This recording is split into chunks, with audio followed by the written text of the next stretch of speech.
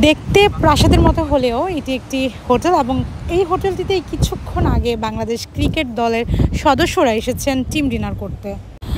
টেস্টের ব্যস্ততা শেষে বাংলাদেশ দলের সামনে এখন লক্ষ্য রঙিন পোশাকে মাঠে নামার। অবশ্যই সেটা দুই ফরম্যাটেই হবে, ওয়ানডে এবং টি20।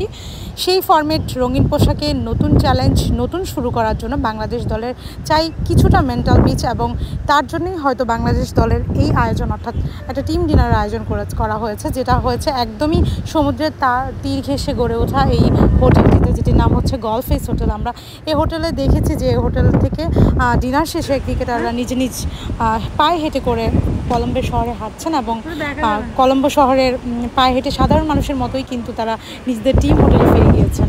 আমরা অনেককেই দেখেছি, মূলত টিম ডিনার যেহেতু ছিল, দলের সকল সদস্যই মোটামুটি উপস্থিত ছিলেন। সবাইকে বলা চলে মোটামুটি হাস্যোজ্জ্বল এবং খুব হাসি নিয়েই সবার মধ্যে খুব কনফিডেন্স নিয়েই বের হয়েছেন। আশা করি এই হাসি টিকে থাকবে শেষ পর্যন্ত, যে পর্যন্ত বাংলাদেশ রঙিন পোশাকে বাংলাদেশের মানুষের মুখে হাসি ফোটাবে, এইটুকুই প্রত্যাশা। কলম্বো থেকে হিমু আক্তার, দেশকাল নিউজ। টিম বাসটা বেরোচ্ছে, এটা তো একটা নিউজ।